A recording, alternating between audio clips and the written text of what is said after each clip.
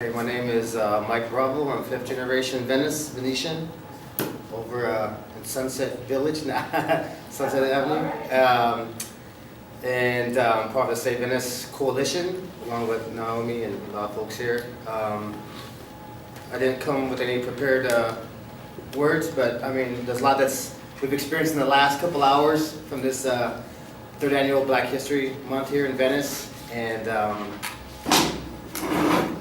And speaking on Black history in Venice, and it feels, I'm just gonna freestyle and probably just, hop around, but it's an honor to be here. We had Jatan here earlier, Jatan Valentine, and like I said, I'm fifth generation out here. I'm also native, so I understand the importance of history, the importance of having our narrative included. And in Venice, a lot of people don't really understand how a lot of the issues that we face today, the displacement, the police brutality, a lot of that is attributed to the lack of narrative, the lack of representation, whether it's in media, books, or what have you. And not only the lack of representation, but the lack of say-so we have in our own stories, in our own narrative, as opposed to someone else telling the story for us.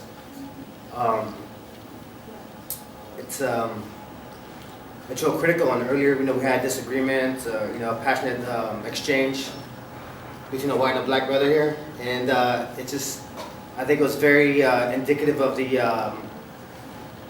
gap in understanding a lot of our folks, even in our own neighborhood, have with each other. This history and not knowing, a lot of times why we can't just, you need to write your own narrative. But a lot of times, being a part of this effort to save the First Baptist Church of Venice, we've fought tooth and nail, jumped through hoops, just to even get acknowledged or get on the map to even have our story acknowledged or even considered. And so a lot of times it's not as easy as just doing creating our own narrative, or it's always been a battle to, at least from my experience, to have our experience and testimonies given that same level and caliber of acknowledgement as they do if an educated person, like a white person from Yale or Harvard, to historian or what have you, wrote about us, where it's challenging. So I'm very honored to be here in this event, and even though we have a small crowd this time around, it's real critical that we hold these spaces, whether it's whatever causes we're fighting for. This is a very particular cause. It's the history here in Venice, especially most specifically the Black history. It's very deep, and it just really hurts me. Like I said, I'm fifth generation as well too. So I feel like when a lot of the history of my Black relatives here in Venice is not acknowledged, it's displaced. Even in the midst of us trying to elevate it and tell it, we still get these conflicts and these obstructions from people. Like I said, and like Spud said earlier, in 2019, we still have these obstructions from these quote-unquote liberal folks, even in this Venice liberal, quote-unquote liberal Venice neighborhood. So it's I feel it, I understand it. It needs to happen. So I want to thank everybody who's here and everybody who's taken time to help us create the space for Black history. And that's how things grow. Things grow from a seed, and every year, we grow stronger, and information, comes out, and there's so much information. You see a lot of these newspaper clippings here. A lot of stuff we had to research. A lot of it we have on our website, savevenice.me, and there's still a lot. There's an abundance more of information that we haven't even touched on or even brought up into poster form or into web documentation form yet. But there's a lot of history here. It's so rich, and the importance of these events is so critical to our fights. Touching back on the church issue. Another reason why it's very critical for that fight so critical is because whatever happens here is going to set a precedence for what happens in the future. So when people in the future fight for their their black church or their other marginalized sacred space in their history, they're gonna use this as an example, as a precedent. So like they'll say, for instance, oh well, look at the First Baptist Church of Venice. There's no concern. It's 10 years old, 105 years old, however old it is now. That's pretty old.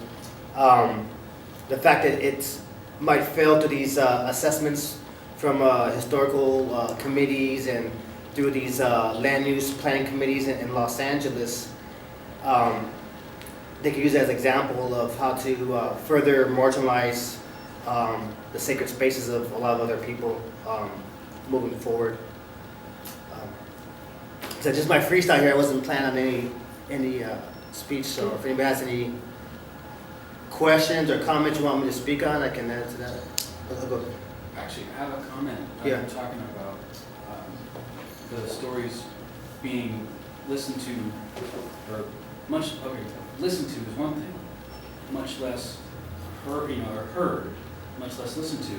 But just with my own eyes, I've seen it's tough to get an opportunity for the stories to be even spoken. Right. Just to be able to say it out loud. I've seen just not even a lot of experience with this, but just looking what I've seen.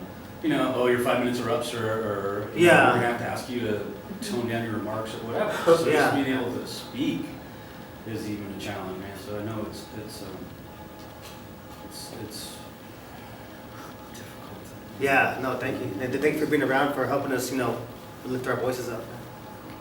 Yeah, I don't want to talk too much. I know I could just open up whole chapters of thought right now, because I moved to Venice in 2006, and it was really a dream for me come true, because when I was young, I did live in Venice, but Venice was like a refuge for me because of the fact that it was so multicultural, and people definitely had this vibe where they actually were sincere, right. And you could feel the love and in the arts and the rebellion against the system, the generosity of the people, and so I always thought I would come out here and share the arts that I'd accumulated learning over the years after I'd left LA and then come back. And so living in Venice was a dream for me. In fact, I lived in Oakwood, really close to the church. And it was a miracle that I got a place, because I was beyond, poverty lines or whatnot. And so my dream of community was supposed to happen, but and it was a massive space, but all the politics of gentrification was constantly in the way, where I felt like I was really in a battlefield instead of Venice, you know. And so I tried so hard to make something happen with this art and multicultural community, which I thought represented, and more people got moved out, and I got moved out, and the worst part for me is that the people that are still here, we're not united. We're letting that economic pressure keep us apart. You know what I mean? My last battle, I thought everybody, including all the people that are here that we've been representing for the church, we would be united about these trees that they tried to cut down. They already did at Venice High School. To me, it's I wish that we would unite more, even though the coffee shops are all gone almost. Any space that we had to unite and communicate and inspire each other, it seems has been eaten up by this giant monster, money-making war machine that's here, and all these yuppies that have brought it. But it's I'm almost on the way out, and I thought I would win. I was so sure that coming to Venice, I would be fighting with other fighters, and we'd really literally kick that ass of that mammon-worshipping, parasite that's eating up the blood of community, but it's it's less and less community vibes, and I really wish it wasn't that. We would just meet, if we're not even housed, we'd meet on the side of the street to make plans and actually be rebellious against the system. And take we gather every Sunday at the church, so. Yeah, the church is still hanging on, you know what I mean? But even then, it's I feel I wish I was more united among people, I guess I'm just speaking my heart. I wish that there was more culture. The culture has nothing to do with money, but how people are relating with each other, you know what I mean? And the art and the communication being on a heightened level of inspiration that it brings even the rich are attracted to it, which is what Venice represented. I mean, I would run into people that had ran away from their castles on the hills to come to Venice to find their soul, you know, and I think Venice is always kind of going to represent that poetic spirit, you know what I mean? But they're trying to suffocate it, you know what I mean? And so we need to We're going to move on to the next question.